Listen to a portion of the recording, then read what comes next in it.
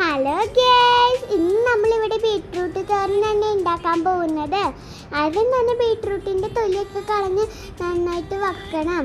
അത് കഴിഞ്ഞിട്ട് നമ്മൾ കഴുകണം. ബീൻസും കൂടി മിക്സ് ചെയ്തിട്ടാണ് നമ്മൾ ഉലർത്തുന്നത്. ബീട്രൂട്ട് കുനുകുനാന്ന് അരിയണം. വേണമെങ്കിൽ ബീട്രൂട്ടിന് പകരം ക്യാരറ്റ് എടുക്കാട്ടോ. പിന്നെ നമ്മൾ ബീൻസ് കുനുകുനാന്ന് അരിഞ്ഞ് കൊടുക്കണം. പിന്നെ നമ്മൾ സവാള അരിയണം. സവാളയുടെ പകുതി എടുത്താലും മതി. ഇങ്ങനെ ബീട്രൂട്ടും ബീൻസും തോരൻ വെക്കുന്നതാണ് എനിക്കിഷ്ടം.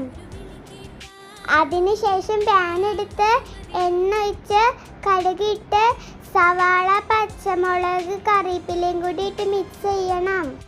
നന്നായി വഴറ്റിയതിന് ശേഷം മുളക് പൊടി, മഞ്ഞൾപ്പൊടി, തേങ്ങയും കൂടി ഇട്ടിട്ട് ഒന്ന് മിക്സ് ചെയ്ത് കൊടുക്കണം. അത് കഴിഞ്ഞിട്ട് ബീട്രൂട്ട് ഇട്ട് കൊടുക്കണം. അത് കഴിഞ്ഞിട്ട് ഉപ്പ് ഇട്ട് കൊടുക്കണം. അത് കഴിഞ്ഞിട്ട് മിക്സ് നമ്മുടെ ബീട്രൂട്ട് തോരൻ റെഡി.